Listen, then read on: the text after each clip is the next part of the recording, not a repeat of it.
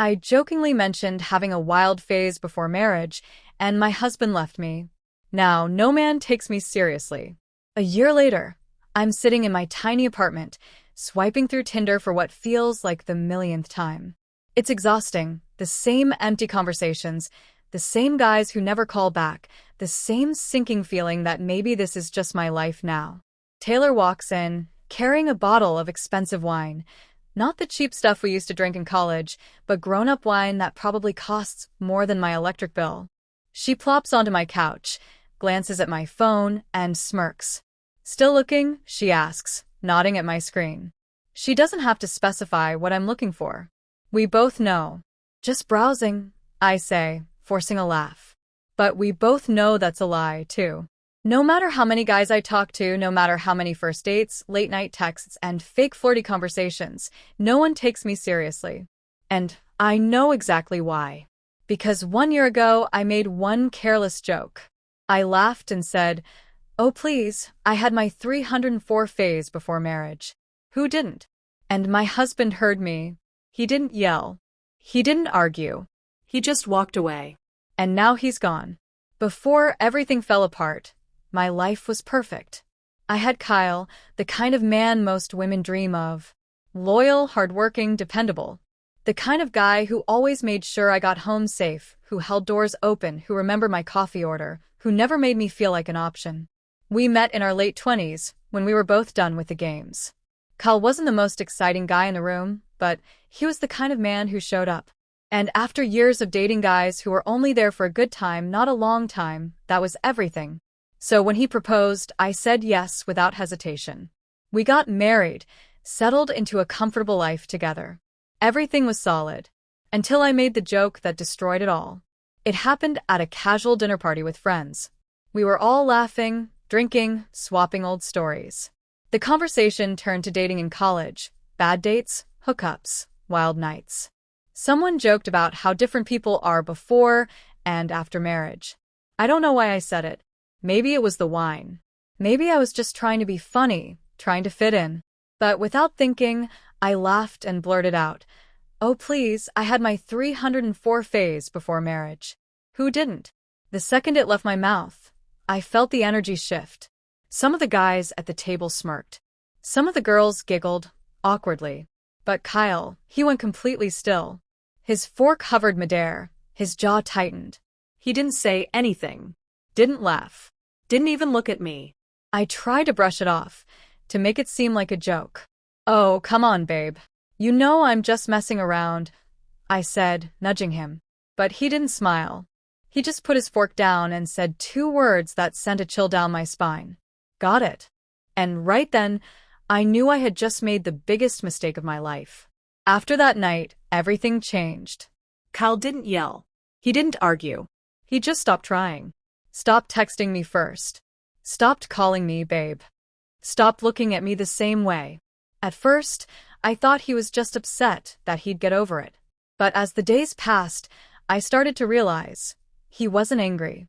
He was done. The little things I used to take for granted, the morning kisses, the random just thinking about you texts, the warmth in his voice when he said my name, gone. One night, as we were getting ready for bed, I tried to snuggle up next to him like always. But he didn't move. Didn't turn to hold me. Didn't even acknowledge me. And that was the moment I realized I was losing him. And I didn't know how to stop it. A few weeks later, I came home to find Kyle sitting at the kitchen table. His posture was calm. Too calm. I knew that kind of calm. It was the kind that came after a decision had already been made. "We need to talk," he said, his voice steady. My stomach dropped. "Kyle, come on. You're still mad about that dumb joke." I forced a laugh, trying to make light of it. He shook his head, his expression unreadable. "It wasn't just a joke, Riley. It was what it meant." I frowned. "What does that even mean?" He leaned forward, staring at me like he was seeing me for the first time. "I thought I knew the kind of woman you were. The kind of wife I married. But that night, you made me realize something." His voice was quiet, but firm. "I was wrong." My chest tightened. "Kyle, stop. You're blowing this way out of proportion," I snapped. But he wasn't done. "I don't care about your past. What I care about is that you made our life, our marriage, seem like it was plan B. Like I was just the guy you settled for." He exhaled, shaking his head. "And you laughed." I opened my mouth to argue, but he spoke first. "I deserve someone who respects me, Riley. And I don't think that's you anymore." Then he got up, grabbed his bag, and walked out the door. No yelling. No second chances. Just gone. At first, I told myself it was fine. Kyle was just being overly sensitive. He'd cool off, realize he was overreacting, and come back. And if he didn't, well, maybe I'd find someone better. After all, I was still young, attractive, fun. Men liked me. I could move on fast. At least, that's what I thought. So, I jumped into dating apps. At first, the attention felt good. The messages, the flirty banter, the quick rush of validation. But then I started noticing a pattern. The guys I matched with didn't want a relationship. They didn't take me seriously. They treated me exactly like I had treated Kyle. Replaceable. The men I thought would be lining up to date me saw me as nothing more than a fun distraction. And suddenly, I realized something I never expected. I wasn't wife material to them. I was just another option. And the one man who ever truly saw me as more than that, I had already lost him. Weeks turned into months. Kyle never came back. No late-night texts. No "I miss you" messages. Nothing. Then one day, I saw him again. I was out running errands, barely paying attention, when I heard a familiar laugh. I turned my head and there he was. Kyle. But he wasn't alone. He was smiling, laughing with another woman. She was beautiful, effortlessly confident. The kind of woman who didn't need to make cheap jokes for attention. And the way he looked at her, like she was the best thing that had ever happened to him. The way he used to look at me. My stomach twisted as I watched him open the door for her, rest his hand on the small of her back.